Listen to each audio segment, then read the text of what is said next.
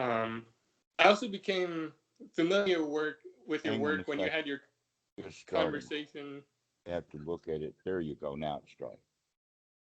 I became familiar with your work during your conversations with Daniel Ingram, Okay. so maybe about a month ago or so, and your distinction between kind of you guys were hashing out the ideas of magic versus the super mundane, Mm-hmm. but is the ideal form of the super mundane would be now is magic, and now is magic, and now is magic. Where the Well, now is now, and magic is a word that we add to it for some reason or another. like an unexplained phenomenon before it becomes a technology that people take for granted, but this moment is such a mystery that with perception of it is like unfathomable in a sense. Okay. In a way, though, we can say that it is a mystery, but that it's a mystery to be enjoyed, not a mystery to be confused by. Sure. Um,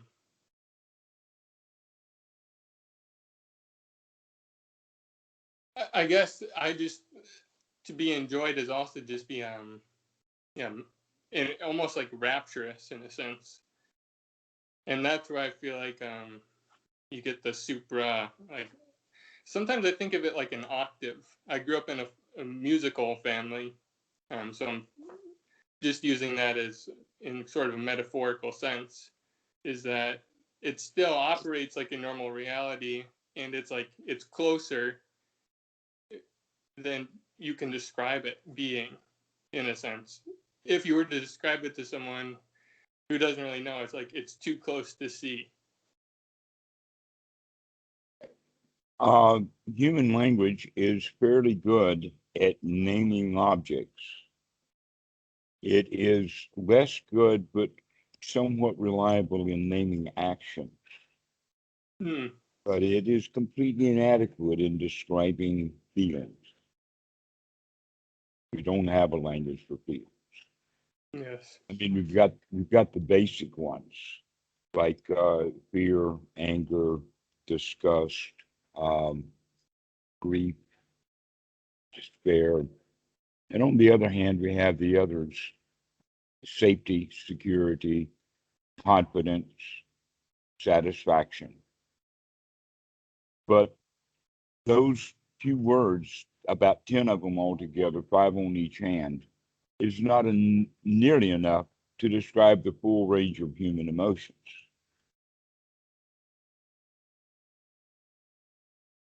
And so, what we as humans do is we revert to grandiosity.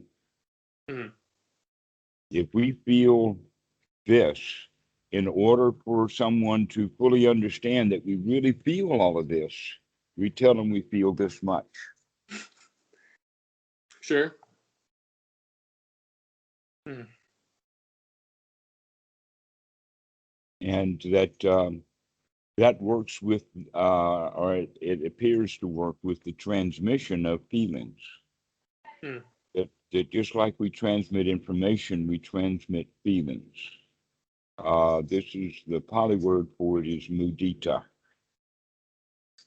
And we can see that in our language, such as misery loves company. All right. If you're angry, you want everybody to be angry around you. Hmm. If you're angry at the bank, you want everybody to be angry at the bank. is is mudita a sympathetic joy? That's one of the uses for it. That's not the only use for it, and that's certainly not the right definition of it, It's more especially when broad. it's seen backwards. Hmm. In other words, what are you? Are you the broadcaster or are you the receiver? Well, I know which one I am. because in the first way that I was taught, the mundane way, is the Dhamma dude is looking at other people's joy in order to get a little bit of joy for himself. Mm. But that's not what the Buddha teaches at all. Yeah.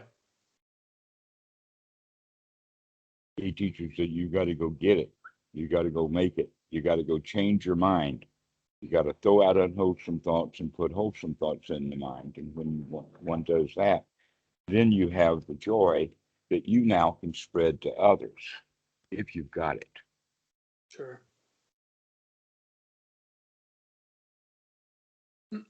I guess, pardon me. That's one reason I felt like I wanted to test my understanding in a sense. Do you think people just pick up on the emotion of it and that's enough?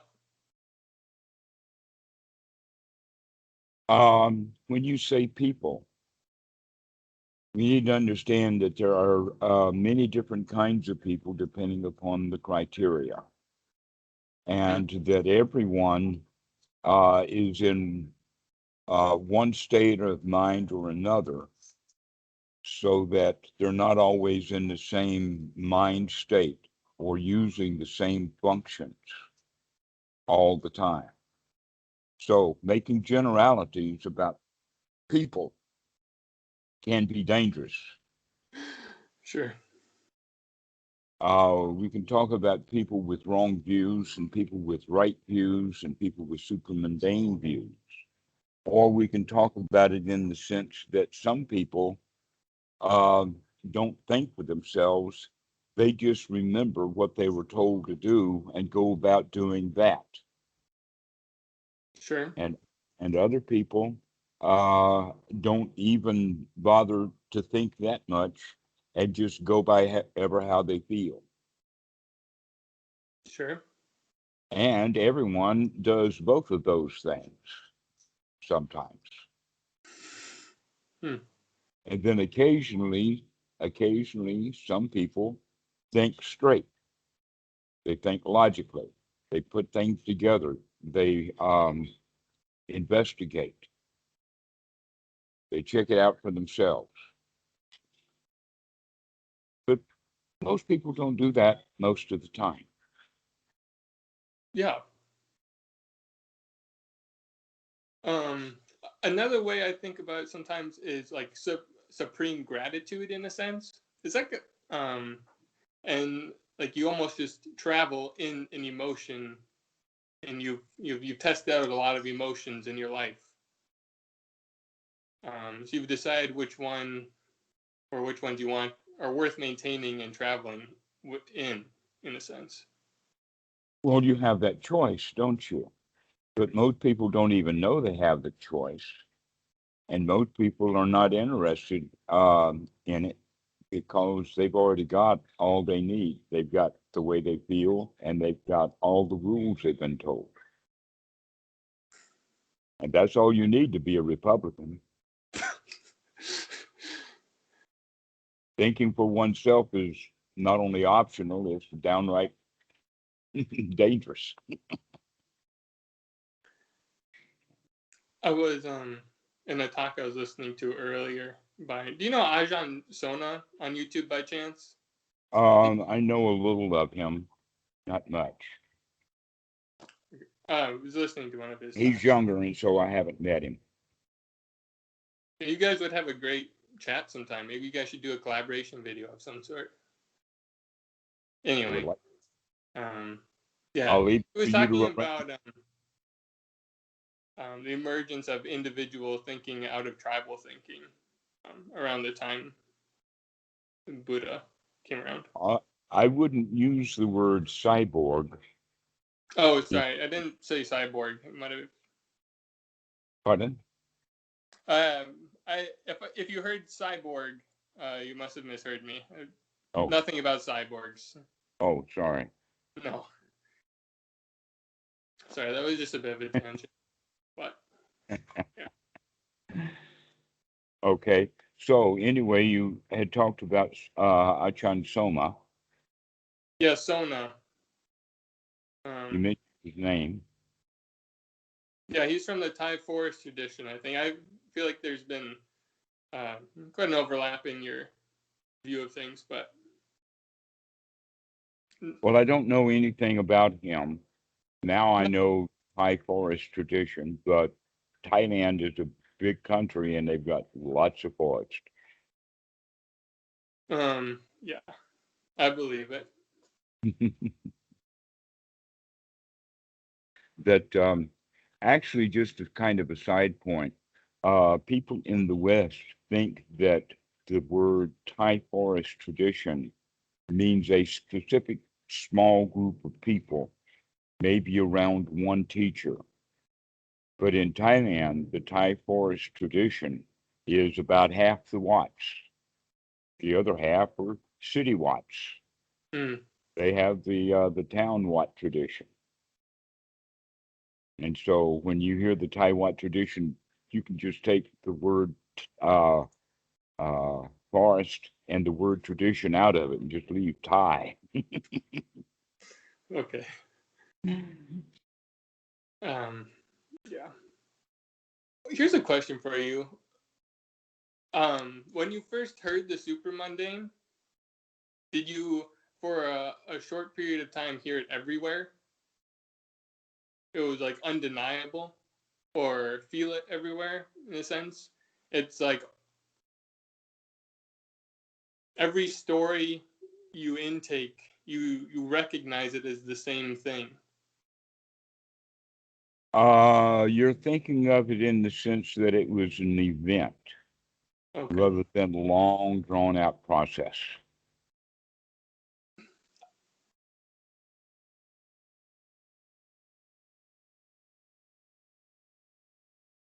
Long, I like feel like it's a long, 15, drawn 20 out process, years. but then you know what you're aiming for. Pardon? It's a long, drawn out process until you recognize what it was you're looking for. Uh, no, the long drawn out process is to remember to keep looking at what you're looking for. Sure. The process is that uh, we revert back to the easy way to do it. We revert back to uh, unwholesome thoughts because we are in the habit of unwholesome thoughts. Sure. And because we're in the habit of unwholesome thoughts, if we're not mindful, we'll go back and do those unwholesome thoughts again. Hmm. Um, Until eventually we have practiced long enough over a period of time so that the new habits build up, kind of outweigh the old habits. And that's when it gets a whole lot easier. sure. But, but the old habits, they dwindle away, but it takes a while if you're practicing correctly. But every time you're practicing correctly, you get rid of them right then and there, It's right now. right now. It's sort of like the difference between uprooting a tree is the way that people would think of doing it wrong. And they've got a great big job to do. Got to grab that tree and pull it up, need some axes, maybe a backhoe or something like that. And really the easy way to do it is if you see a leaf on that tree, just pick off the leaf. Hmm. And when all the leaves are picked off and all the new leaves are seen to be growing or picked off, then that tree is going to die. You don't have to dig it up. You just pull off the leaf.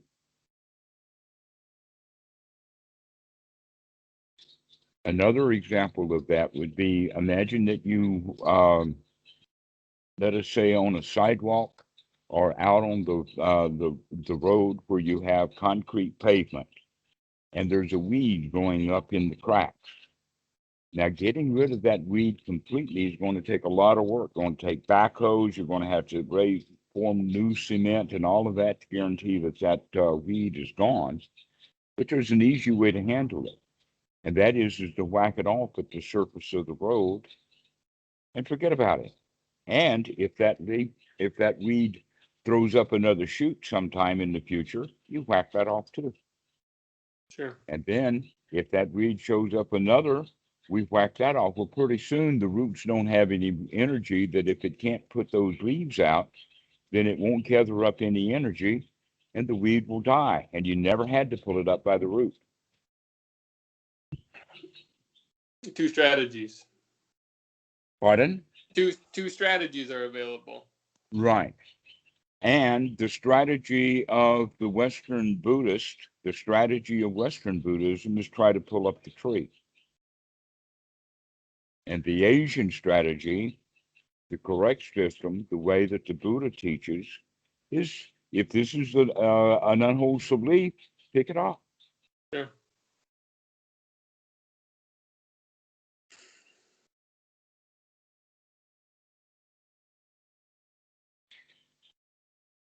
So that's a major point.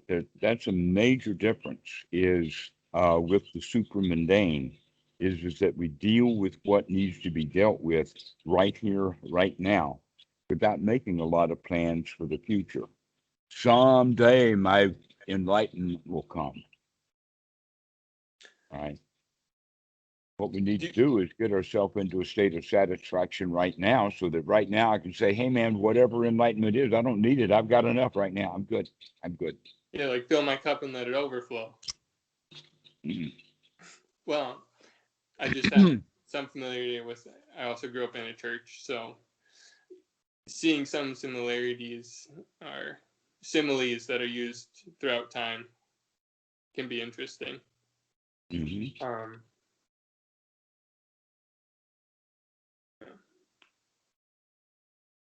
So, what's your next question?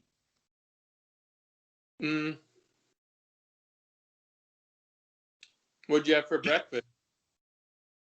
I haven't eaten. Okay. I think that about does it. I really enjoyed this conversation. Enjoy your videos. I really appreciate you taking the time to spread this to people freely. Okay. Well, tell me about your practice. It's happening. When I feel like doing a dedicated practice, like a dedicated sit, I probably spend 20 or 30 minutes. But I mean, I really feel like my practice is constantly happening because just coming in to like an intense, not intense, a clarified view of my emotional state, and then the skill of bringing it to where I know it needs to be is happening all the time.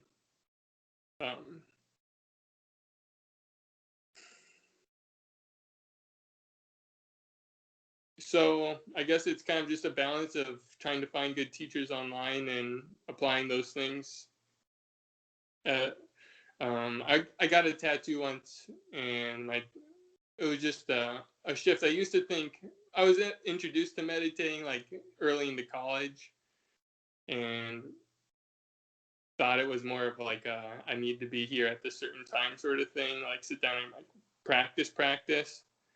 And then I gradually came into the understanding that you're meditating all the time, actually.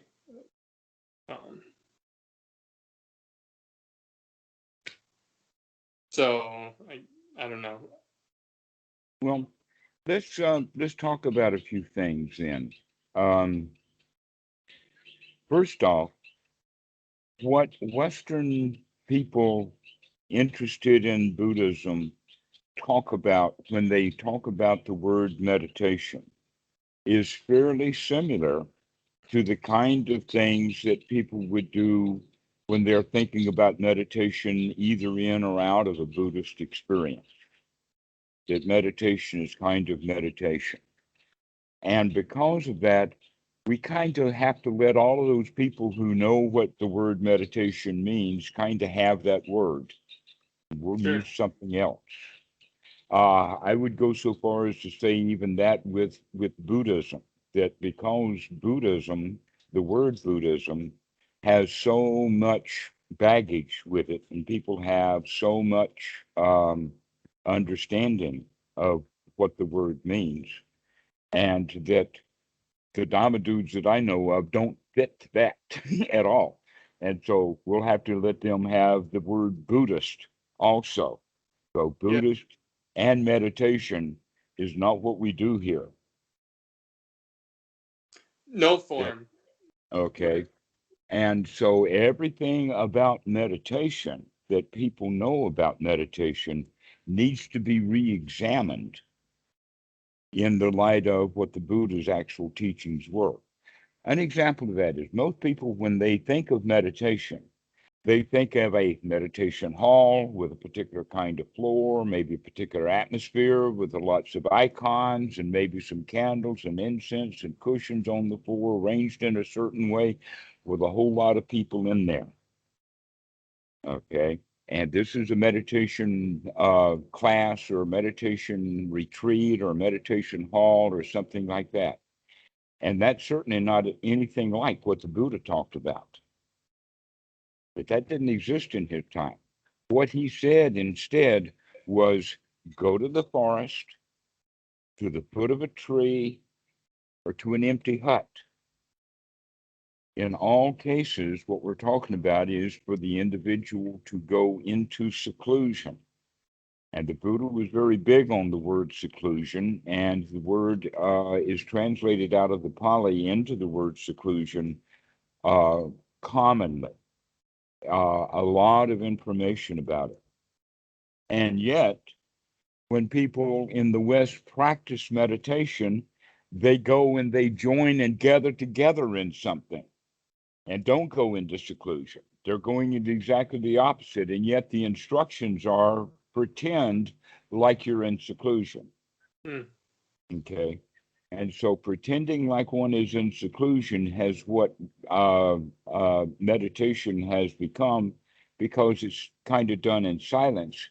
Uh, but the whole idea of it is that we need to get away from it all and get secluded, basically, so that we can cool off the fires that we have been burning and maintaining through our normal lifestyle. By doing so, then we can get secluded. We can begin to see what parts of that fire that I had to deal with in society has actually put my own pants on fire. So we have to then get away from it all. And that getting away from it all gives us a chance to recognize that, wait a minute, I got away from it all physically, but I didn't get away from it all mentally. Now I have to get a new kind of seclusion. First, the seclusion, the reality of getting away from it all, and then the second seclusion of getting away from it all. And now we have a better definition of what we mean by getting away from it all. And that is unwholesome thoughts. That's what we need to get away from, is the unwholesome qualities. Now, here's the point about the meditation, sitting on the floor or sitting in a cave or whatnot like that. Um, there are a few examples of people still doing that in the world. I know of one place in Burma where the Wat, which was a really huge Wat, had 4 people that would sit there all the time. One guy even slept sitting up.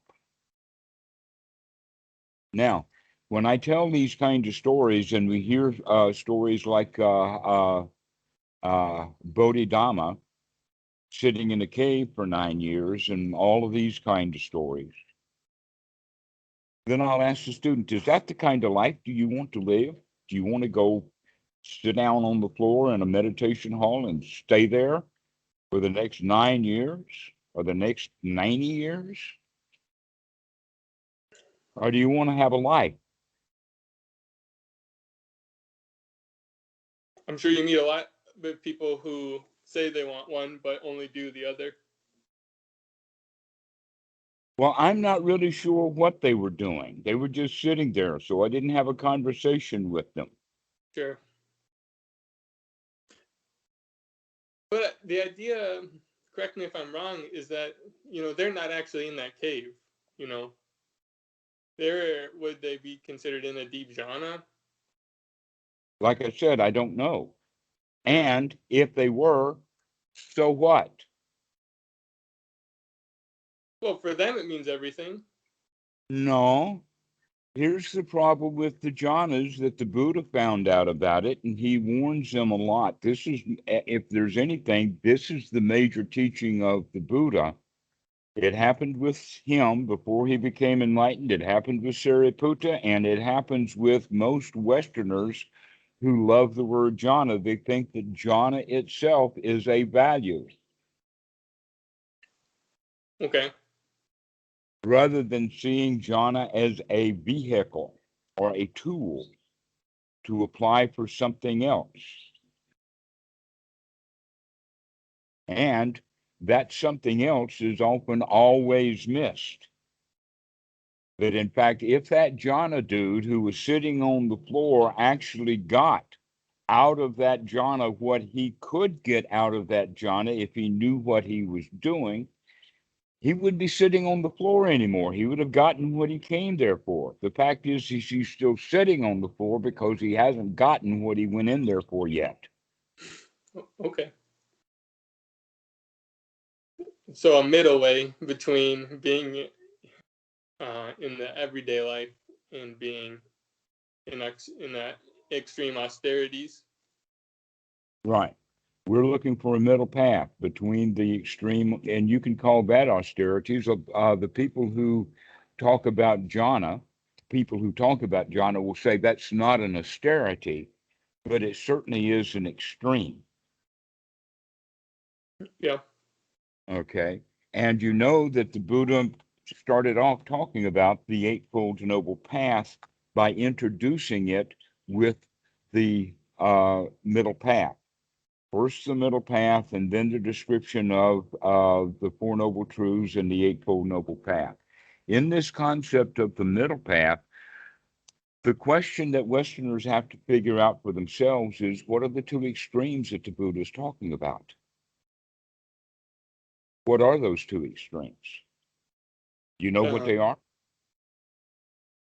um, aversion and attraction. No, aversion and attachment are exactly the same thing. An example of it is that I like this, I don't like that. If I like this, I want it. And if I don't like this, then I want to get rid of it. The wanting is still there. Yeah. Okay. So the two extremes, the Buddha. I mean, wasn't he was a prince? Lived a lavish life with That's where you're making the mistake. You're going right off into the mistake immediately. All right. Why? All right. Lay it on me. Here's what the middle path is stated that people get confused about. And that is the statement is that the middle path is the place between harming oneself for some advantage and trying to get some advantage by not harming oneself. These are the two extremes. Let me explain. The austerities. The Buddha practiced the austerities. He was with, it appears, though it doesn't state it directly, there's indirect, that he was with Naganataputta and was the very best they had. There's images of him being a starving, the starving Buddha, because he ate so little. He was really into the austerities, and they went as far as they could go with it to the point that he almost killed himself. And he recognized, how in the world can I come out of suffering if I can't even come out of the creek that I fell in? Right. Right. Right. So that shows one side of the austerity. The other side of the austerity we have to look at from the perspective of who his audience was. Who his audience was were his friends that had been with him for a long period of time. that in fact, there's every indication that several of them actually left the palace with him when he left the palace, Hmm. especially Kundana, who was the one who understood what the Buddha was teaching. The first sermon that he gave, Kundana understood what he had to say. So that meant that Kundana had been following him around the whole 6 years, doing what he had been doing. So for most of the time, they were practicing meditations and jhanas and what like that. And then the last year or so, they were practicing these really weird austerities. The idea, by the way, of the austerities is that if you uh, have a lot of old bad karma that you still have coming to you, and you want to be free from the old bad karma, the way to do that is to hurt yourself now, to self-flagellate. Okay, this is the old way of thinking about it. I mean, Christians still do that. Oh, In I was the gonna say it's not Philippines, even. It's still they around. mhm. And the Buddha figured that out. Thank you, Buddha, for figuring that out, because we've all played with it, but nobody has ever gone to the level of it that he went to. And he figured out no matter how deep you go into it, it does not ever have the advantage of this action will destroy the results of old bad action. That in fact, if you think about it right, you can say that this new action is creating now a new result. And if my new action is self-flagellation, then the result is I'm getting flagellated right now. Hmm. Never mind about the old stuff. That's ridiculous to think about that this harmful action that I'm taking right now is going to remove another older harmful action. But we do that in our society. In fact, I can give you a whole language about it. I'm sorry. In Oh yeah. the Thai language, they have the word katut. And it's a really funny word because the word tut is your butt and the word ko is to hit. So please beat my butt is the way that that Thailand says, I'm sorry. So if you look at it like that, it means that, oh, you and I both have recognized I have done something wrong. In order to keep you from punishing me, I'm going to punish myself right in front of you so that you know that I have been punished sufficiently so that you don't have to. Okay, so now I'm punishing myself in a new way because of something happened that was old. And if I punish myself now, then I don't have to live out the results of my bad past behavior. So I'll do something to suffer now in order to avert having to suffer from something in the past.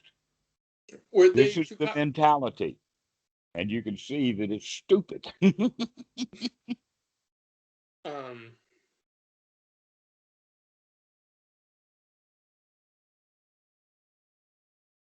One thing I've been thinking about recently. So is vipaka intention? Is that correct? And then karma is the result of that intention. No, karma is the action. And vipaka is the result of that action. Um, to be honest with you, I've heard that Pali word before, but I don't actually remember. I haven't seen it in a long time. Yeah. Well, I don't know very much about it either. I do know that Sama Sankappa is part of the Eightfold Noble Path, and it has to do with one's right attitude, right thought, right intention. Okay. But ordinary vipaka, I don't remember. Sorry about that. I make I mistakes. could very well be wrong too. So, Um, but the idea is basically cause and effect. But people generally are stretching that out over way too long a time period, which is yeah, like any time over 5 seconds is way too long. it's this. Um, like when the Buddha was asked about how long it takes to become enlightened, and he gives the simile of a bird flying over a range of mountains with a piece of cloth. It'll take. Have you heard that before? Actually, how long it takes to become enlightened is how long it takes for the bird to take flight, with or without a string in its mouth. Um, is that like a similar to Why? move people Because into it a timeless the second before it was on realm? the ground, and now it's in the air. It took flight. That's enlightenment. It's light now. Right, but I feel, is he trying to point out there moving into a realm that is timeless, getting people out of Well, how the, can they talk about timelessness and get the point across when they're talking about a whole lot of time and even more time than that? How can that become timeless? because it's an overwhelming amount. I can't wait 7 million years for that. I have to have it now. Well, But then don't go to that church who talks about 7 million years. exactly. I feel like that's what he was trying to point out, though.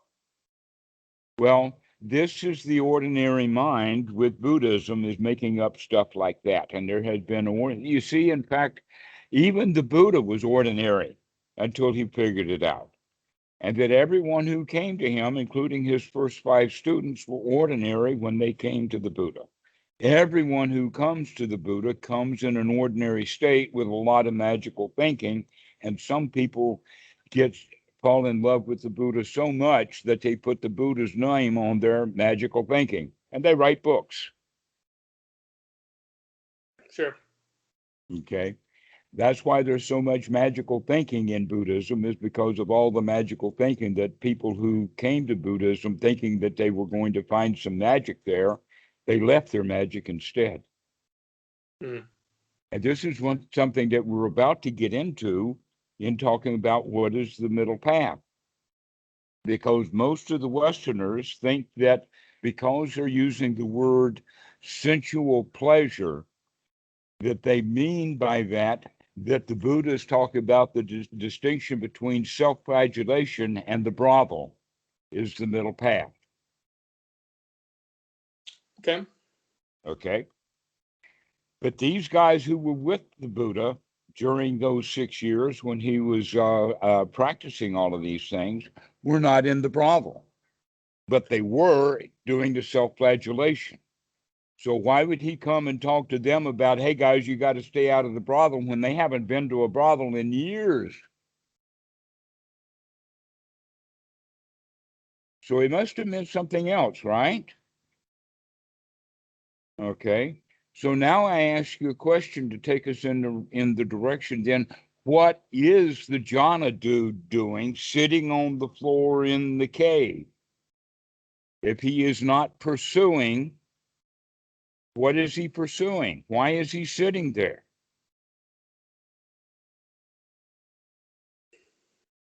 An enjoyable experience. Exactly. This is what we have to begin to understand about the middle path is a middle path of spiritual practices, not a middle path between spiritual practices and ordinary practices. It's a middle path between spiritual practices, between jhana and self-flagellation. Okay. How can we find that place? Well, let's look at it like this. If someone is practicing whatever meditation that they are practicing, and then when they stop practicing that meditation and they go back into unwholesome thoughts, while they're in that state of unwholesome thoughts, are they on the middle path? No. If they are having unwholesome thoughts, are they not in fact either doing the task of seeking sensual pleasure or trying to punish themselves for some wrongdoing that they've had in the past? Yeah, I would say that's what they are doing. Okay, so there you go, back again to the second noble truth is wanting things we don't have or trying to get rid of things that we don't want to put up with. And it always has to do with the wanting. Okay, so This is where the Buddha comes in with the concept of the first jhana. This is the story of the rose apple tree. No doubt you've probably heard about the rose apple tree story. When he was still a teenager, still living with his father, his dad and all the priests and everybody were having a plowing ceremony to opening the plowing season. They say it was plowing. I'm not kind of sure what kind of plows they had back then, or in fact, did they just plant rice in the paddy rather than plowing it up? I think that we had a Westerner doing a translation there using the word plowing. And I don't think they were doing any plowing, but it was a planting ceremony. And the young Siddhartha then experienced the first jhana. So after he crawls out of the creek, recognizing he's nearly killed himself, he asks that question: why am I afraid of the pleasures that come from the first jhana? Because these are not sensual pleasures. In other words, now he's beginning to make a distinction. So what it appears that the Buddha is really pointing at this middle path is not a middle path between the brothel and the austerities, but it's a middle path that we can steer where the mind is free from wanting things and wanting to get rid of things, or self-flagellation versus desire. And that state would then be the cultivation of the first jhana. So people walking around joyful in the first jhana, don't want anything, everything is hunky-dory, that's the middle path. But a lot of people think that middle path is kind of living an ordinary life, to where you go from I don't like this to I like that. You're always winning. Pardon? You're always winning. Yeah. Okay. So with this, I would like to introduce to you the concept of anapanasati, which is not meditation. Anapanasati is what the Buddha taught, and according to Bhikkhu Buddhadasa, and I can see the strong evidence where Bhikkhu Buddhadasa would make this, though he was much more of a Pali scholar than I would ever be. And he says that the Buddha only taught one kind of meditation, only one, and that was anapanasati. And it is a complete meditation because it takes care of all of the issues, especially the issues of the body, the feelings, the mind, and the mind objects, to where all the other meditation systems that have ever been come up are either it has only a few of the things that anapanasati practice has, or it doesn't have any of them and is doing something completely different. An example of that would be the Mahasi noting method is not anapanasati. Why? Because people are noting. What are they noting? What are they told to note? You probably know enough to answer that question. I'm not super. I've heard of that method, but I'm not super familiar with it. And I've never practiced. It sounds like too much work for me.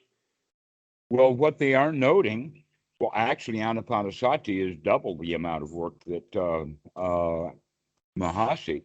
That in fact, Mahasi is not even doing the work they need to do. What the Mahasi method does is they note, and the question, correct? Pardon? Sorry. Go ahead. Is it because they're still generating unwholesome thoughts, or? Exactly.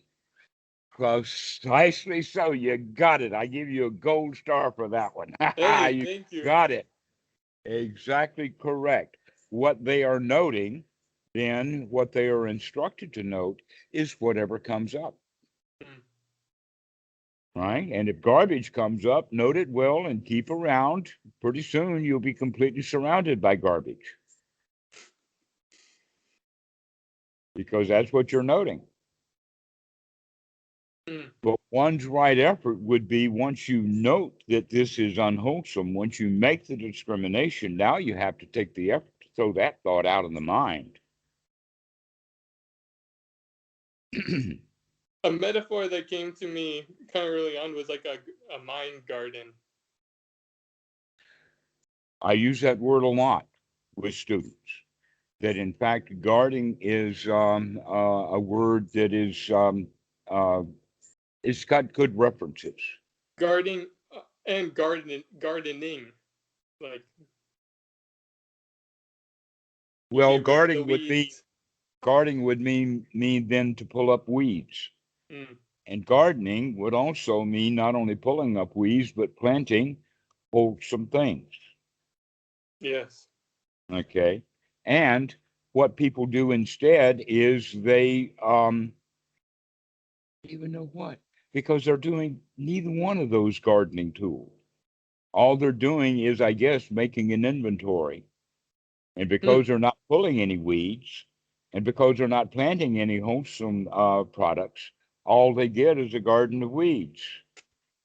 But they're noting it well. And when that weed garden gets completely full of weeds, then you have what they call in the in there is a set of literature that is sitting around a group things called the 16 stages of insight. They come out of the Visuddhimagga, and Mahasi himself was quite big on these 16 stages of insight.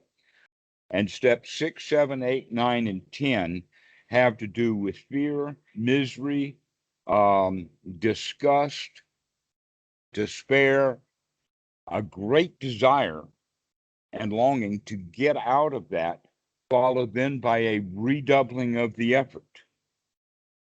Okay. And that this will happen to meditators many years in. Sometimes people have been practicing 10 or 15, sometimes 20 years before they get into this stage of meditation. And basically, when they finally make the strong determination to redouble their effort, that's when they're actually begin for the first time to practice correctly. Mm. And they have been practicing wrong all of these many years because they have been noting without doing something about it. That the real practice of anapanasati is to change the mind, to gladden the mind. In fact, that's the word that's used in the Anapanasati Sutta, or the translation. But a better word, I think, would be brightening the mind. Sure. To brighten it, to gladden it up, to make it function in this present moment, rather than having it tied to the unwholesome thoughts, which are almost always associated with the past or the future, or things that may be happening now, but they're happening someplace else. Mm. But when we bring our thoughts right here to this point, here, now, those thoughts are normally kind of wholesome. Why? Because we're talking about something that's real. The past is not real, it's gone, doesn't exist. Right. Future, not real, doesn't exist. And when it comes, it will almost be unrecognizable because humans are not very good at predicting the future. But I believe that. Okay. But most people spend their time restlessly mucking up the past, trying to figure out solutions to problems they still have, and that they also, in our society, we have critical systems of thought. An example of that would be the city grew up because one more person and one more person said this city is incomplete. It needs yet another building with my name on it. Okay. And so where did the city come from? It came from a village that wasn't good enough. The village wasn't good enough. It needed to become a city. Mm. The village, when it was there, was also the product of, let us say, a house. And one house wasn't big enough. Let's build two. Now let's build a village. Everything is always in the idea of improvement, trying to make things better. And we're not always very good at that. So the attempts of making things better sometimes have the opposite effect. An example of that is war, Sure. but that's not the only example. Cutting corners on the way that concrete is poured is also one of the ways that people trying to take advantage or making things better when in fact they don't. So here's this whole system of trying to make things better, and that we are taught that way from childhood. Now, when we're really little kids, when we're 3 and 4 and 5 or little kids, the kids are able to play. Everything is a toy. Little lion cubs play with other lion cubs, and they learn how to be really big lions that way. So our toys that we play with are kind of a training ground for reality, but we still have the attitude of playing with it. But Yeah. something happens to humans. It's called education. And we're told to put down your toys, stop doing what you want to do, stop playing with the toys you want to play with, and do what you're told to do. Learn your ABCs, learn your 1, 2, 3, shut up, stop crying, clean your room.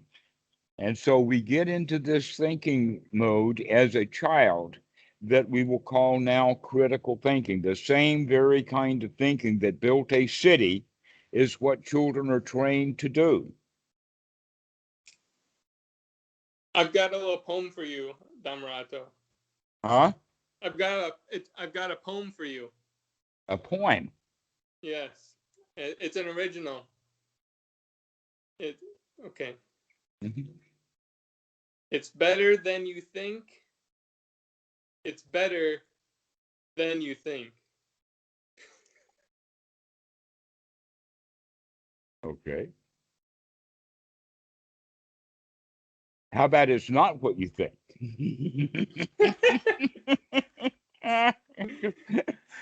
ah, in any case, we're looking at what the mind does is called critical thinking. We're trained for critical thinking, except that the mistake that each individual makes is they turn their critical thinking machine onto themselves and start criticizing themselves. Just like they've tried to make the city better or making automobiles better, the automobile engineer, in order to make the cars better, as his drawings better, he's got to beat himself up mentally.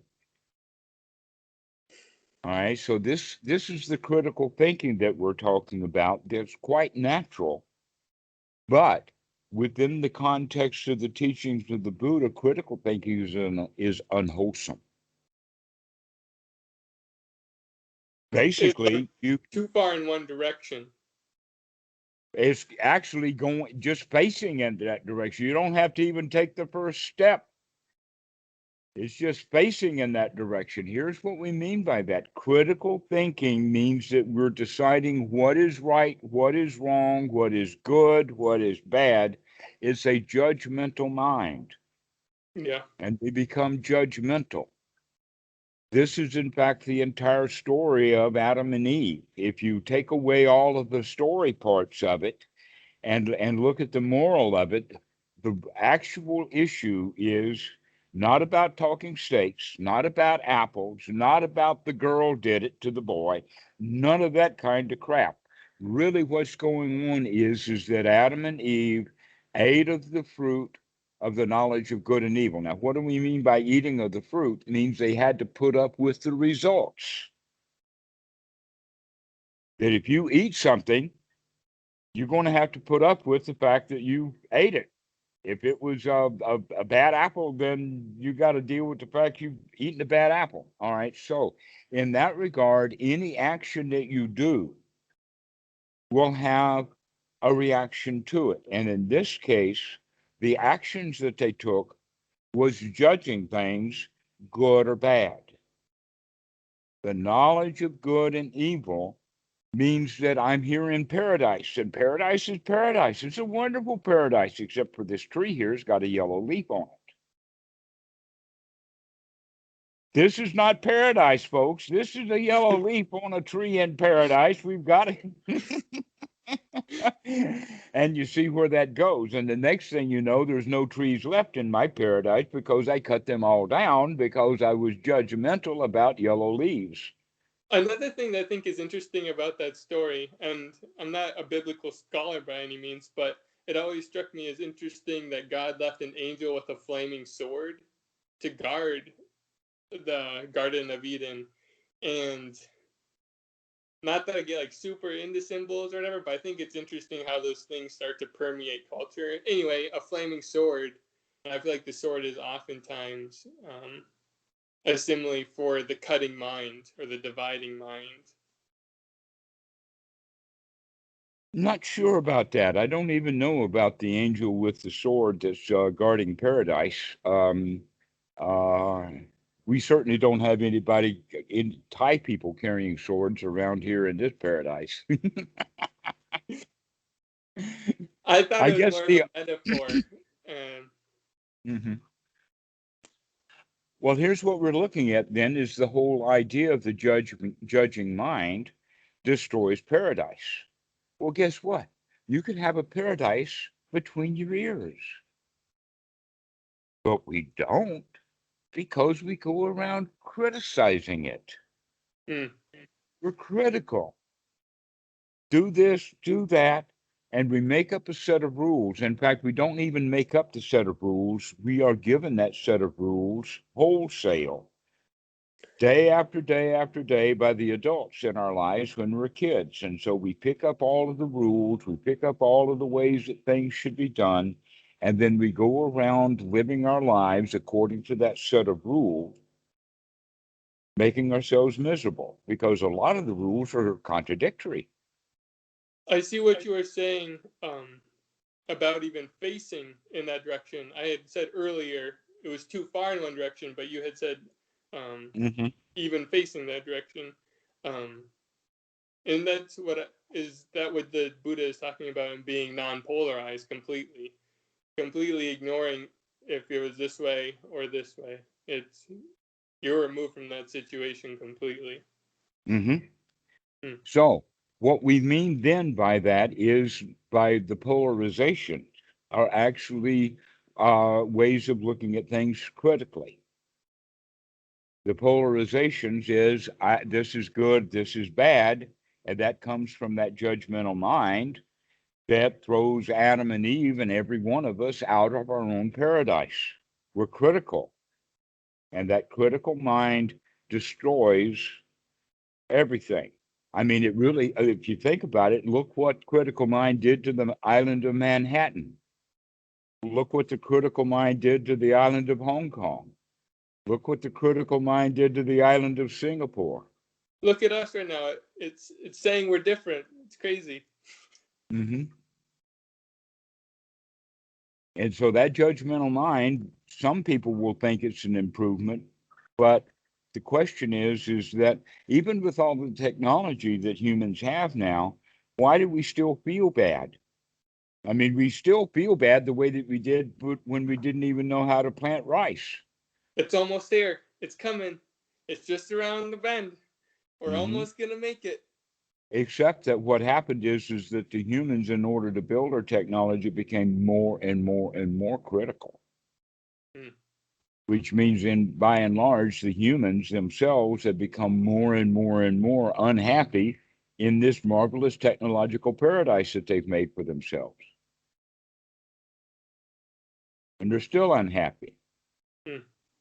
Now, here's an idea of where all of that stuff came from. And that is that way, way back when, I can see one of two possibilities. One is either there was because of a fire due to lightning or whatever, some primitive human picked up a stick that was burning on the other end of it. And he said, "This stick is mine." The other possibility is that this same dude was kneeling over a carcass that the lions and the jackals had just finished with hardly a scrap of meat left on it, but a lot of marrow in the bone. And so he's taking the stone and he's breaking these bones up to get the marrow out of it. And he looks at this stone and says, This is a good stone. I'm going to keep it. Hmm. Okay. Now we know that otters, for instance, will take shells off the floor of the ocean and off the reef or whatever, and a stone, float up to the surface, lay on his back, and take that stone and pound the oyster. But what does he do with that stone when he gets the oyster open? He lets it go, and it falls back into the water. That's the difference between the otters and the humans, is the humans want to keep their tools. Hmm. All right? We keep our tools. So yesterday's rock that we opened Merrill is today's cell phone. And we keep it because we think that it's convenient and easy to use. And yet, look how much trouble that rock was for that guy to carry around. Sure, sure. But it's also enabling us to have this conversation in a sense. I'm sorry, what? It, yeah. Sorry, continue. Okay, all right. What we're really looking at now is the whole quality of the critical thinking, and that we have to put that kind of thought aside and start thinking in more wholesome ways. Now, if we have the critical mind, actually is the second noble truth itself. Wanting things to improve things means we're wanting things that we don't have, or You, that what we do have now is not good enough, you're like in which a means I lack mind. don't like it. A Well, if lack you know mindset. the second noble truth at all, the second noble truth is what? Greed, ill will, and delusion. Critical thinking is greed and ill will as a concept, and it's delusional thinking. So, critical thinking is, in fact, the second noble truth, the cause of suffering. We create suffering or unhappiness for ourselves because we go around liking and not liking and making judgments about things. And so, when we sit down in seclusion, in what they call meditation, then that habit is rolling right on. And then they say, oh, well, no, whatever's going on. Well, this is what's going on, is this critical mind. And we have to be able to see the critical mind only enough to recognize that this is a critical mind and then change it. So we're looking at now the Eightfold Noble Path most specifically. I've actually been uh, planning on bringing this in. We have the right view is that we can tell what is a critical thought and what is a nurturing thought. We have sati to remember to take a look at what's going on in the mind. If we can remember to look, then we can do an investigation. If we do a discerning investigation to find out that the kind of thought that I have right now is critical, then I can change that critical thought into a nurturing thought if I have the right effort to do it. And right effort is required. It's on the path. The Buddha makes a point of it. For the beginner, it's quite a lot of effort to change the way that we're thinking in this particular moment.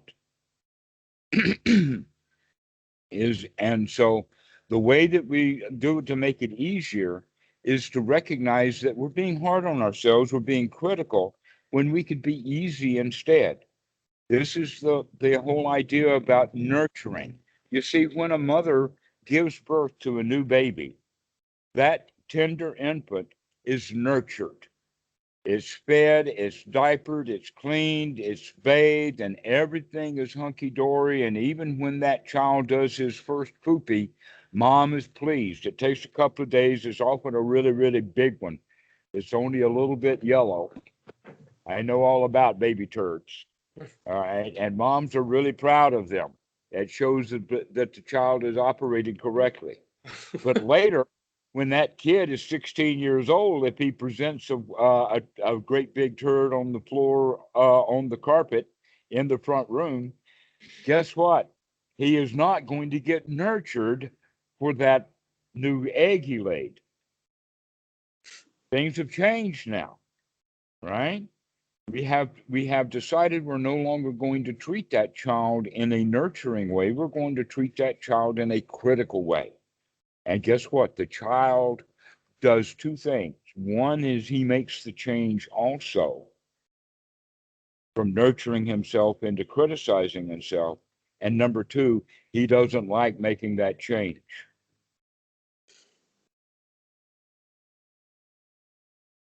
But we do it anyway.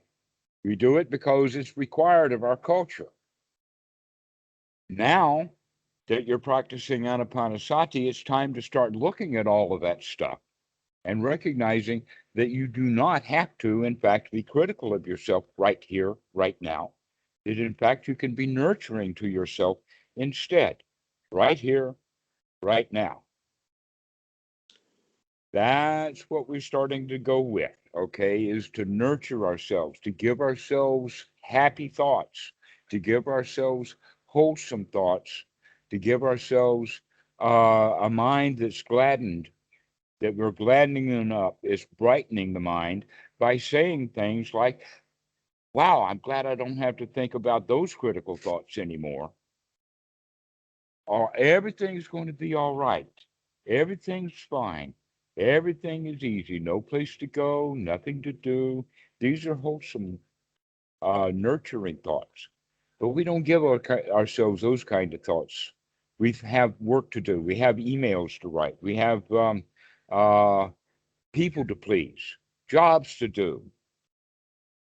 We have a critical world to live in, and we live in that world critically, which means we're critical of ourselves. And it's time that we stop that and start nurturing instead.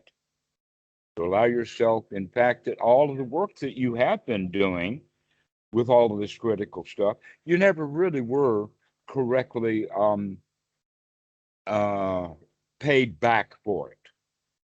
You haven't been really rewarded yet. That in fact, the Buddha talks about the woeful states, and one of the woeful states is the animal state. And what is an animal? A draft animal is an animal that is put to work, but does not get the benefit of his labor. An example of that, in fact, one that I remember in India, very, very important one. I mean, this really got me. Here's this donkey that's got a big, long pole. There's a tree, a thin tree about this big around, strapped to his back, and the other end of it is stuck into a stone. And this donkey has to go in around and around and around in about a 30-foot circle, and that limb forces that stone to get turned with him, and it's sitting on another stone. And there, the guy who owns the donkey, or thinks he owns the donkey, is putting sugarcane stalks into this mill, and out pours sugarcane juice, and he sells it for 10 rupees a glass, warm sugarcane juice, and he sells it. Guess what? How much of that sugarcane juice does the donkey get? None. None. At best, the hope that the donkey's ever going to get is maybe some sugarcane stalks after they're depleted. Hmm. Well, we live our lives like that. We grind other people's stalks, and they drink the sugarcane juice. And that's our whole society. Marx knew all about it and was very unhappy about things. Karl Marx could recognize that the bosses treat their workers like dumb animals, force them into labor, get the fruits of that labor, and the workers are left with a bad life, poverty, where the rich get richer, the poor get poorer. And our whole society is built upon that, except for one thing, and that is that the rich don't really consider themselves all of that rich or wealthy. They need more. That they're stuck in the same mill as the ordinary workers. Right, because they've trapped themselves even more in here. Mm-hmm. Precisely. And so the whole idea is that can we get out of that doing what we're told to do with the hope of a reward, and start giving ourselves the rewards that we have been promised and never given with all the work that we've done, and have those rewards anytime we want them, right now. Yeah. To start rewarding yourself for all the good deeds that you have been doing your whole life that you never got a reward for. Just to allow yourself, everything is okay right now. I don't have to go anywhere or do anything, that everything that needed to be done has been done, and I can relax. And so these are the kind of wholesome thoughts that we want to start giving ourselves. Can you reinforce that idea um, with the realization that I'm not even doing this? You're Actually, another way of thinking about that is that whoever you are in this particular moment is not the who you were 10 minutes ago, that things are constantly changing yes, and that you're not fixed. A lot of people have been told as part of their critical thinking that they are a fixed object, they are permanent, they have a soul. right. But by recognizing impermanence, it greatly reduces having to remember to give yourself that thing. Um, Well, people who have a permanent soul have been lied to. They've been told that, for instance, only God is good. Who are you to think that you're good? You've got original sin. Remember, Adam and Eve started making those judgments way back when, and you're stuck with them now. You can't change your own mind. right, Okay, that's the whole foundation of religion is that we've got you. We've got a little story here that traps you completely in that story. everything's a story. Everything's a story, and you're trapped into it. Why is that trap? Is because they're trying to convince you that you can't get out of it by yourself.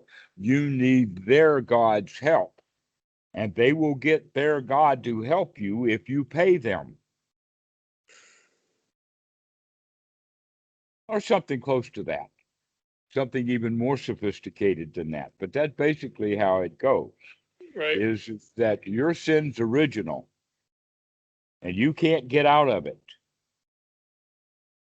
And the Buddha says, hey, man, that's what we've figured out. That the sin was original, but it was original only.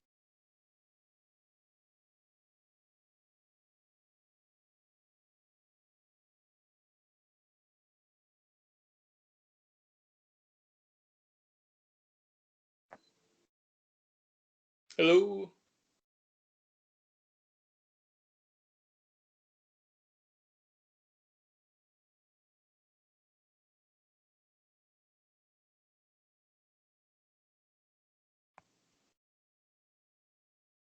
Oh, you're back. Good. Oh yeah. Okay. Cool.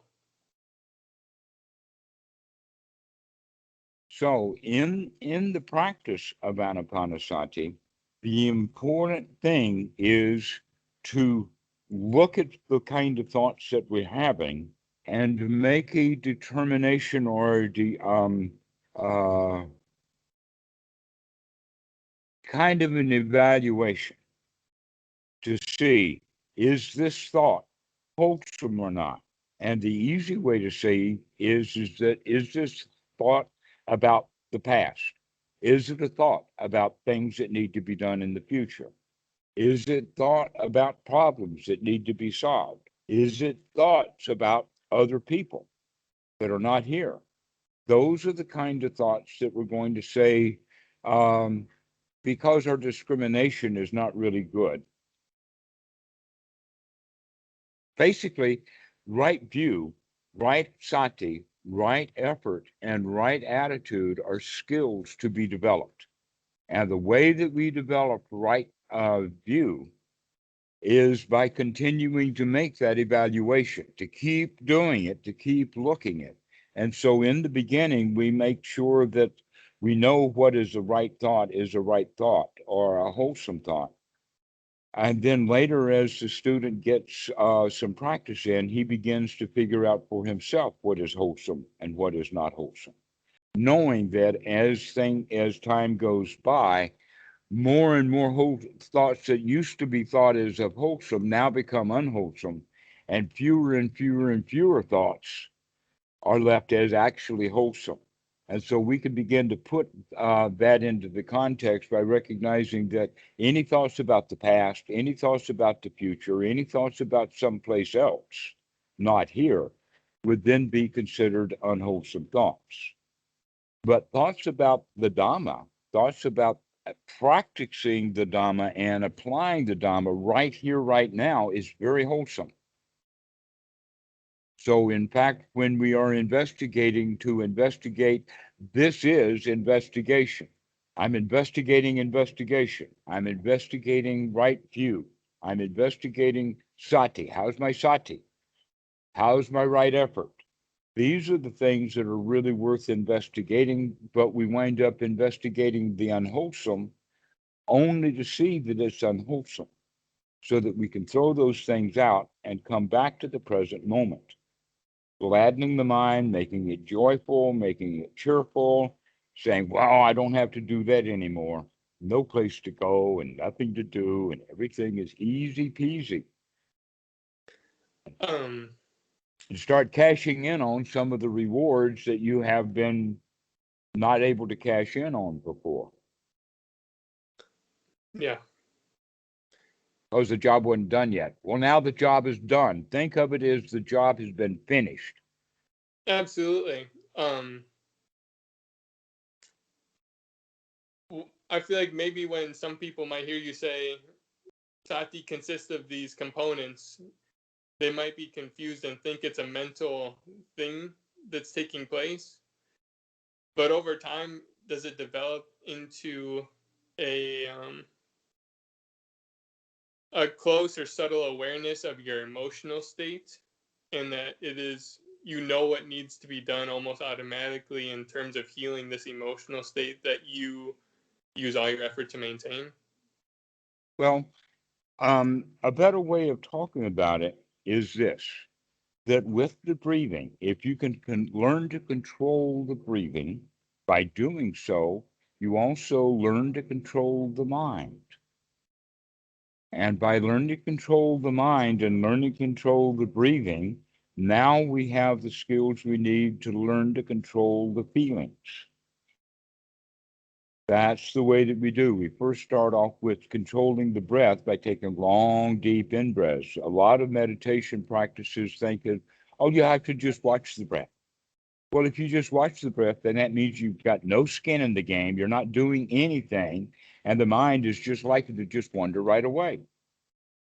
But if you're actually doing something, if you're actually intending to control the breath, then in order to control the breath, you've got to control the mind.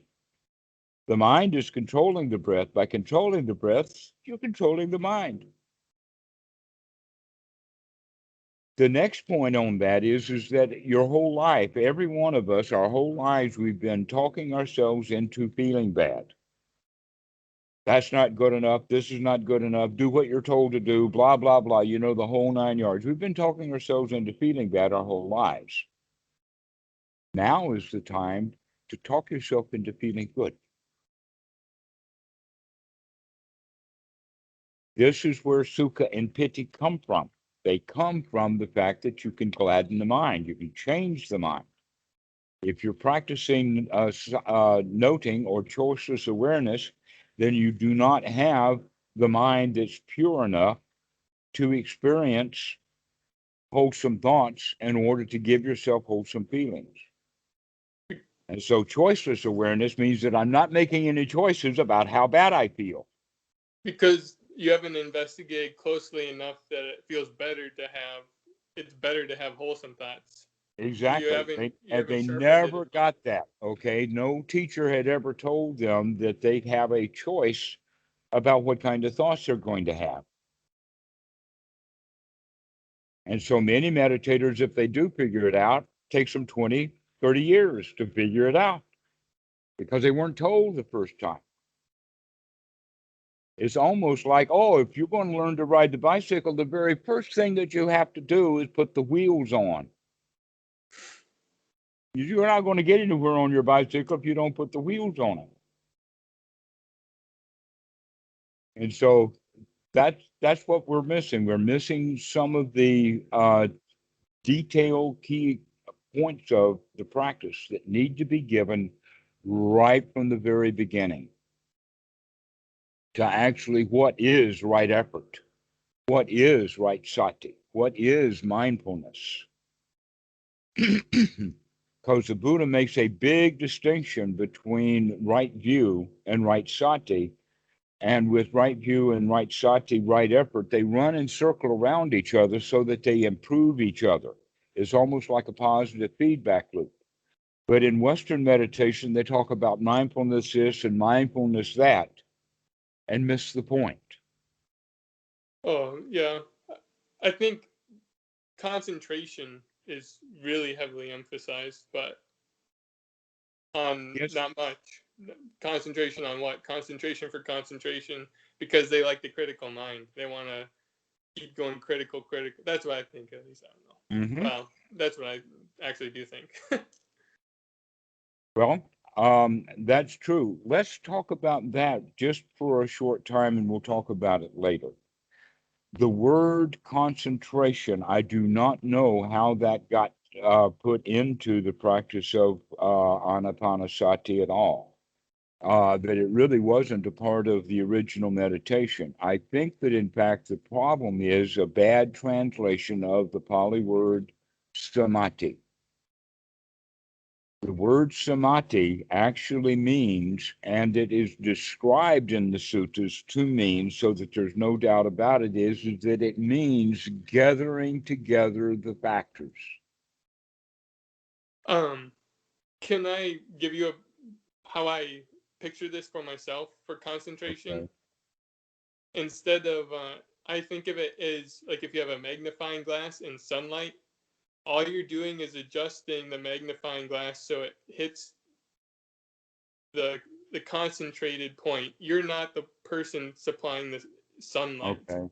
And basically, all what you're intending to do then is to set a piece of paper on fire with the magnifying glass, right? That whole thing is ordinary thought. Okay. And when you are holding that magnifying glass and adjusting it exactly correct, your favorite enemy has just snuck up on you and slit your throat because you were not paying attention. You were concentrated instead.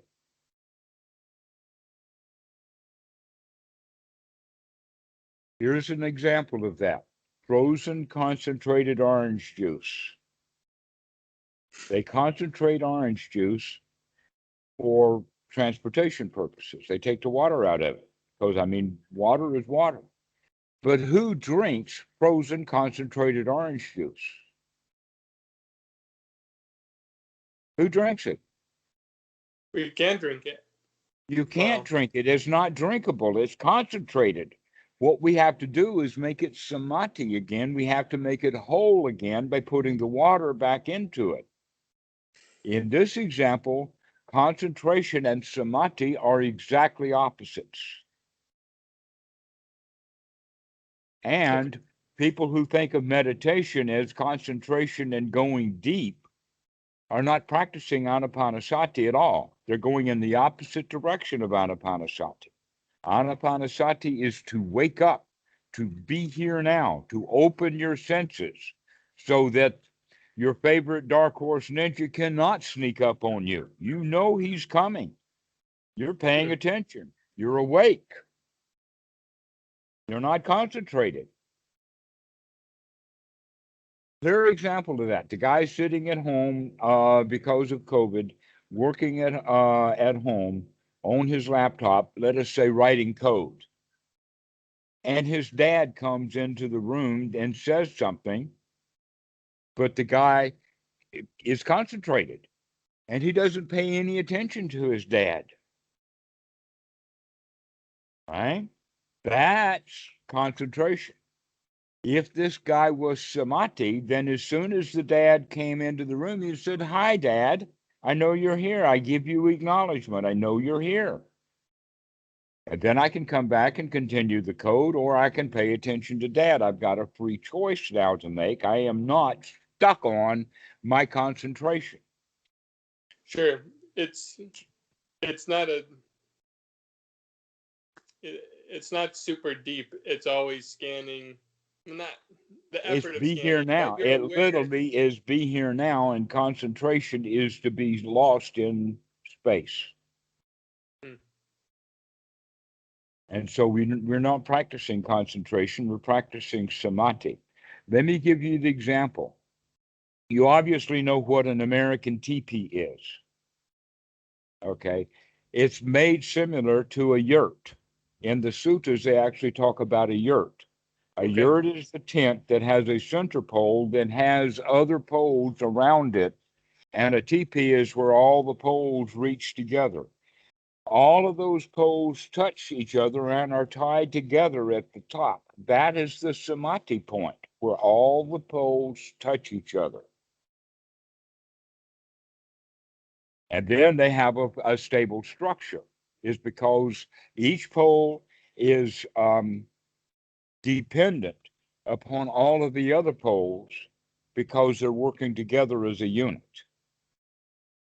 And for that reason, you have strong stability, Hmm. which means then that if you have all of the first jhana factors collected together, then together they build a strong structure. But if any of the parts are missing, then that particular area is going to be weak so that the wind can blow it over. Sure. Okay. This is what we mean by samadhi. Samadhi is when you've got all the ingredients put together that make the whole thing. An example of that would be if you wanted to concentrate a grandfather clock, you know, the old grandfather clocks with the pendulum that goes back and forth. If you're going to concentrate that clock, you're going to take a sledgehammer to it and make it as small as you can. Beat all of those things together. But a samadhi clock is one that is put together correctly so that the gears are operating correctly and they're operating and functioning in harmony with each other so that you bring about the desired results. This is samadhi. How can that word samadhi be translated into the English language concentration? I don't have a clue. Are you saying samadhi? Samadhi, right. Arya sama samadhi. Um, it's a Part of the Eightfold concentration Noble that is Path. never broken. Pardon? A concentration that is never broken. It's not a concentration, and it is certainly intermittent. Okay. But when it's It is. together, it's strong. Okay. And the job for the individual is to keep bringing it back together and bringing it back together and bringing it back together until they get pretty good at bringing things together. And while they're bringing things together, they want it to stay together a little bit. And so we have two jobs to do, or two skills to be developed that are overarching skills. And then there are small detail skills that bring those overarching skills about. The two overarching skills is one is to get yourself into a really pleasant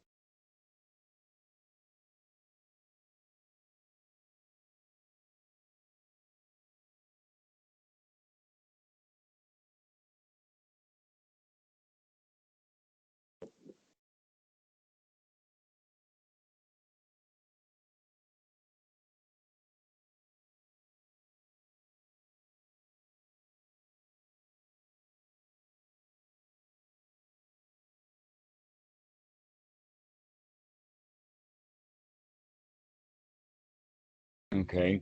So like I was saying, the two skills are one to quickly, easily, happily get into a really good state. And then the second skill is to maintain that state. These are the two skills that the Buddha talks about in conjunction with the first jhana. Actually, there's a third skill, but we'll talk about that later.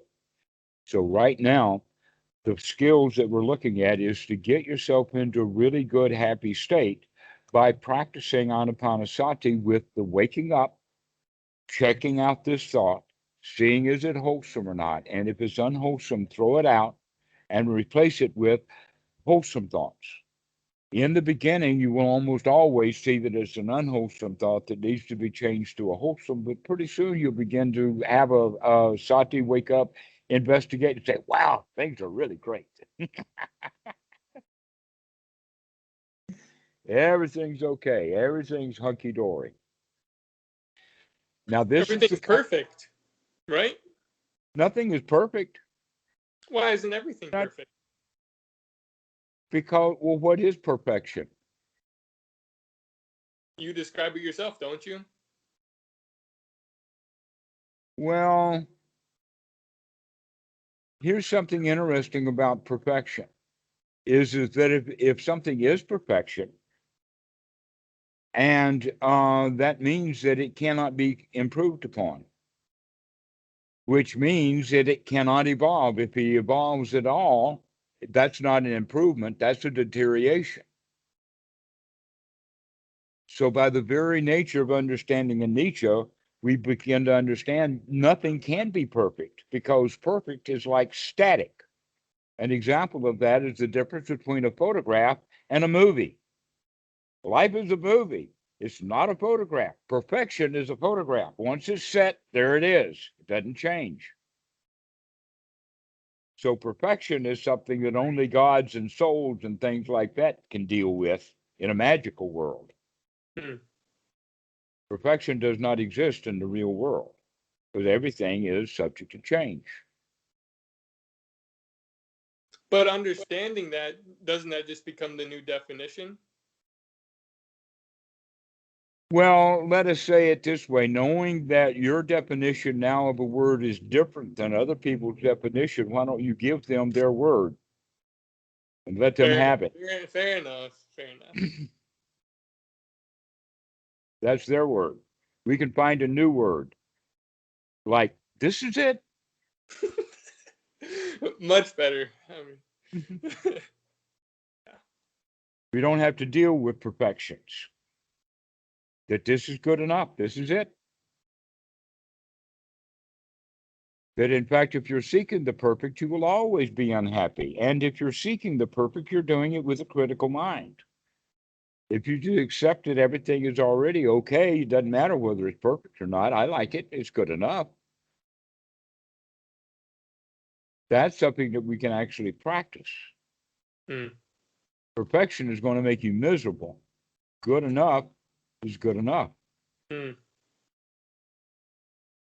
So, we have talked about the certain aspects of the Eightfold Noble Path, especially right view, which is actually an investigation. And it's a moving investigation. It's sort of more like a video camera than it is a still camera or photo camera sitting on a tripod.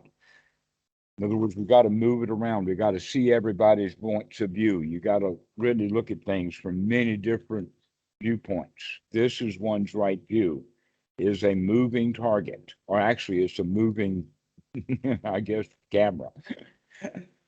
And right sati means that we have to remember to use the camera. We have to remember to do the investigation. We have to remember to look. Once we see what is there, now we have a choice to make. And that choice then is going to take effort to make a change.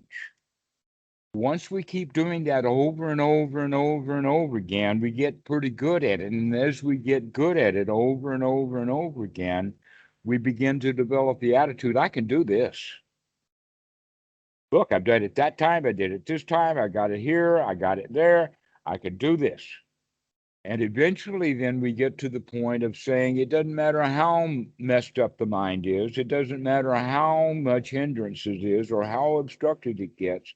I can right now remember to clean it out and to come back to this present moment and to see things the way they really are. Hmm. That is one's right effort, or excuse me, one's right sama sankappa, one's right attitude. Now, that attitude The also, courage, right? well, it's not courage, it's confidence. Confidence. Hmm. Confidence. It is, I can do this. It's a winner's attitude. This is what we mean by the word piti. that in the most Western people, they think that it has to do with bodily sensations. But that's just a description of it. That really what piti is that it's a feeling or an attitude of exuberance. It's an attitude of success. Um, Here's an example. When the football star makes a touchdown at the big game, what does he do for the next 10 or 20 seconds? Celebrates for a bit. All right. And what does that celebration look like? I mean, a range of things. How about arms going up and pumping in the air? Sure, sure. How about his teammates jumping up and down and sometimes jumping into a body pile? Yep, I've seen that. Okay. How about people in the stands also stand and cheer and throw their arms in the air? Yeah, Okay. And what are they exhibiting when they do that kind of behavior? They're exhibiting the thrill of success. right. That's pity. That's it right there.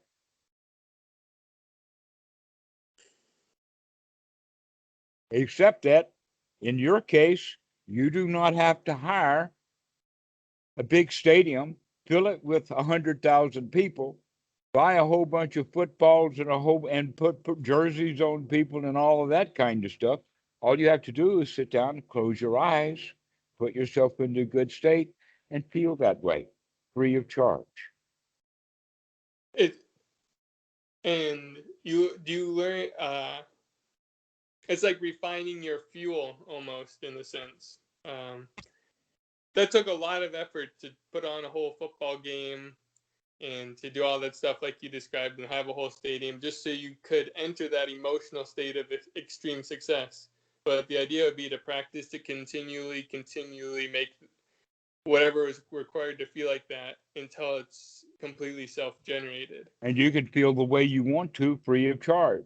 Mm. And you do not have to enter the Olympics and win the 100-yard dash to get your own gold medal. In fact, the number of people who have actually entered the Olympics, run the 100-yard dash, and gotten a gold medal, that's a huge number of people since they've been doing the Olympics. What, thousands and thousands and thousands of people have gold medals, and they feel like that because of the gold medals.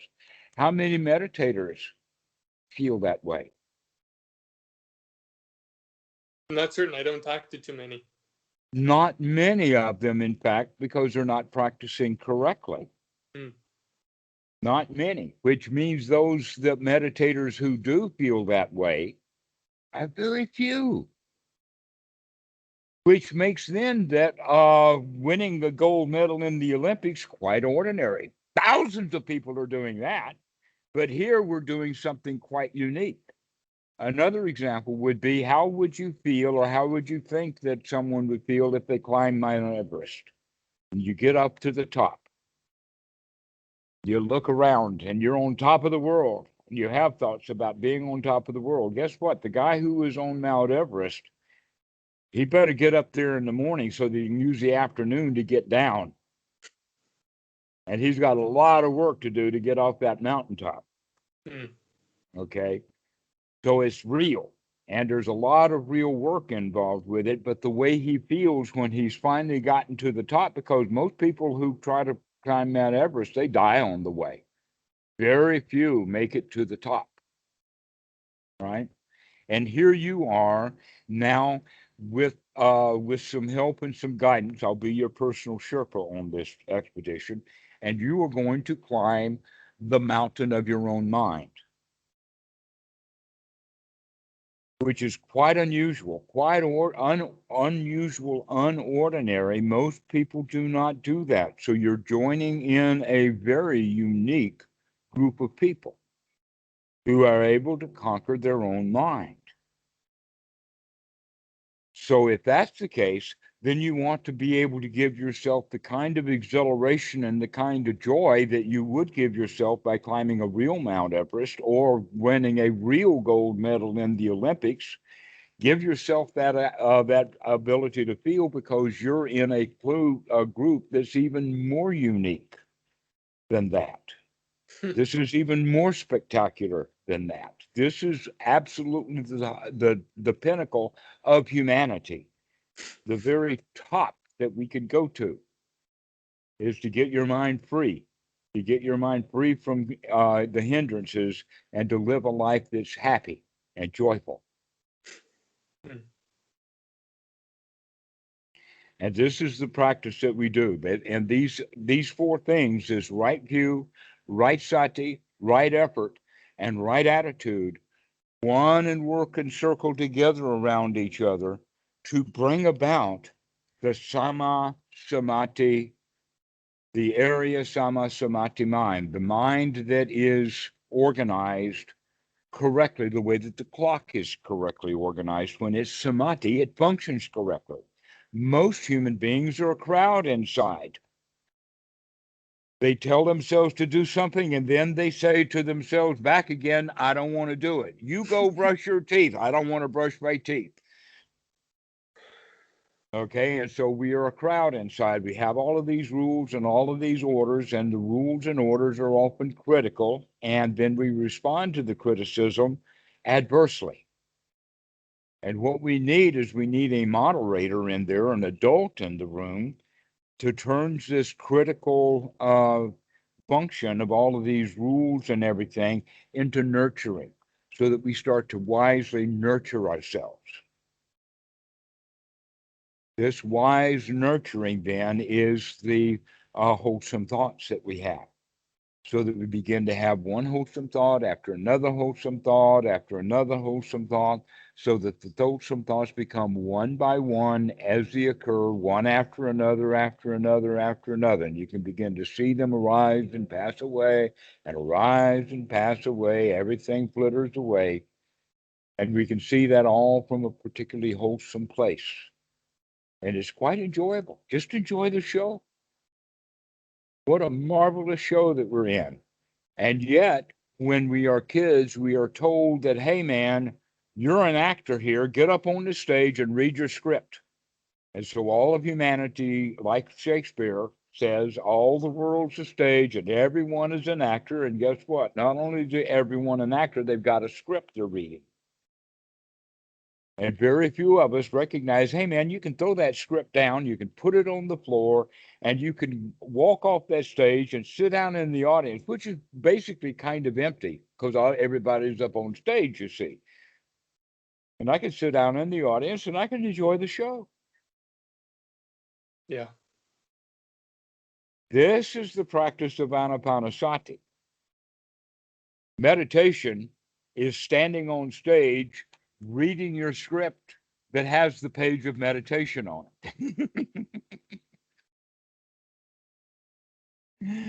And so here we are reading our book, our script, saying you got to do this, you got to do that, you got to go sit on the floor, you got to close your eyes, you got to have your folded, cross-legged posture, all of those kind of rules and everything like that is just a script we read.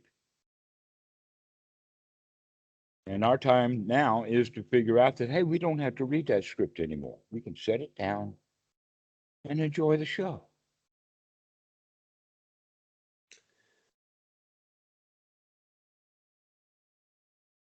Give What yourself are the reward that you've been waiting for. You have not been giving yourself the rewards. It's time to reward yourself. no? Feel I've been good. rewarding myself. Trust me, I have 100%.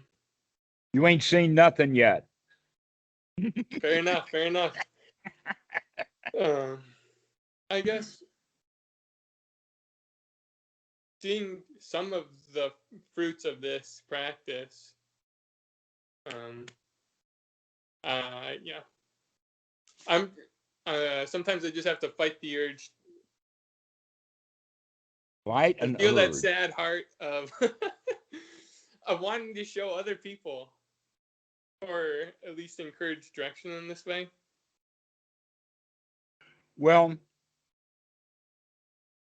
in our society, we are really, really way overly concerned about how we deal with others. This is a society, by the way. They talk about it that way.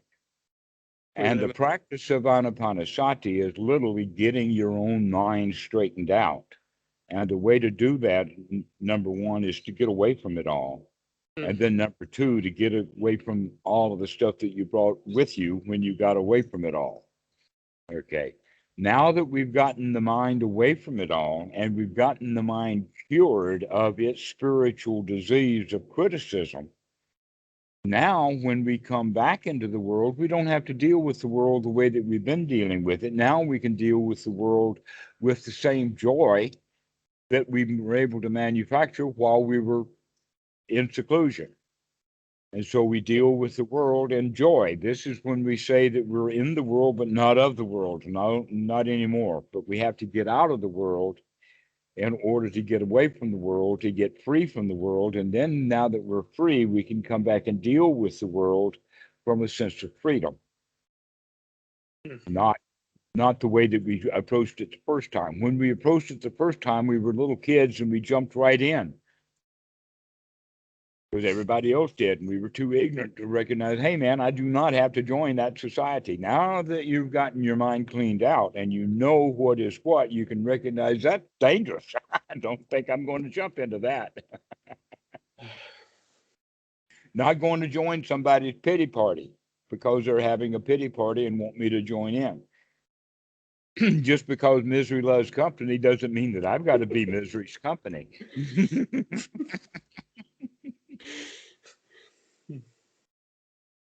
So this is where we get off into the area of metta. Metta is being able to treat the world the way that you would treat the world if you were able to treat the world in the best possible way. Yeah. Instead of treating the world the way the world has treated you.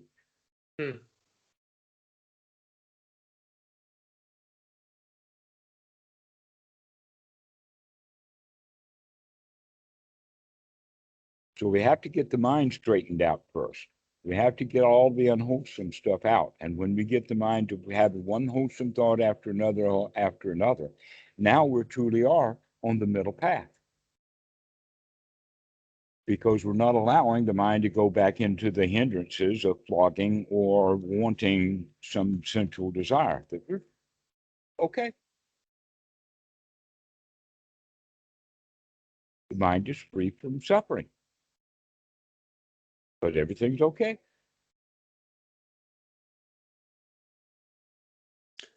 When did you feel confident to teach?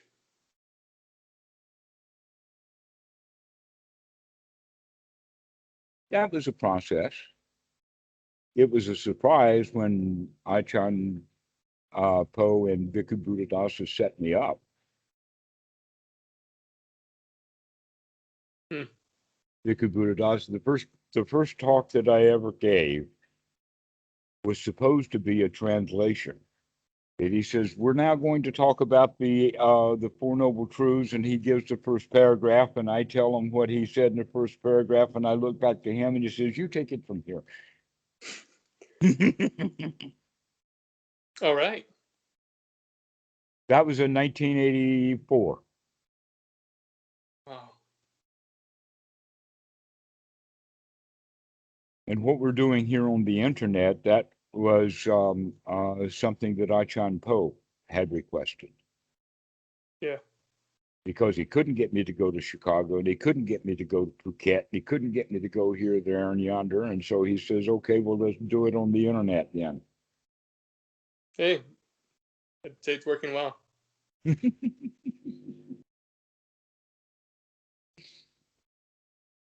So yeah, we've been doing these interviews on Skype for 6 years. It's that long. That's surprising. Okay. So in that 6 years, the message has remained the same, but the skills for delivering have improved. New ways of talking, new ways of looking at it. In fact,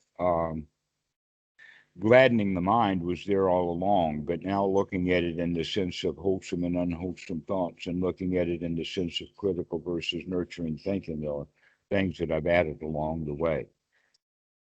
Sure. Because people respond to that. They can recognize, yeah, I have been really critical of myself, and now it's time to nurture. Those are the kind of words that really seem to resonate with people. Well, yeah, I mean, this style of thinking, in a sense, is, I'm sure, is just kind of being introduced to the West more now. I mean, in general, that the internet has allowed for more communication between people. Mm-hmm. So, yeah. Well, I really enjoyed the talk tonight. All right. Well, are you going to call again? Yeah, I've enjoyed this. Okay. All right. Like most things. I really Well, appreciate your time, answering my questions, sharing your knowledge. well, good luck with your practice. May you have wholesome thoughts. Thank you. Same to you. And you can call in about a week or so. That would be good. Okay. Okay, Gavin. Good to meet you. I'm glad you're on. I've really enjoyed our conversation. Good. I'm glad. I did as well. Thank you. Okay. We'll see you. Yeah.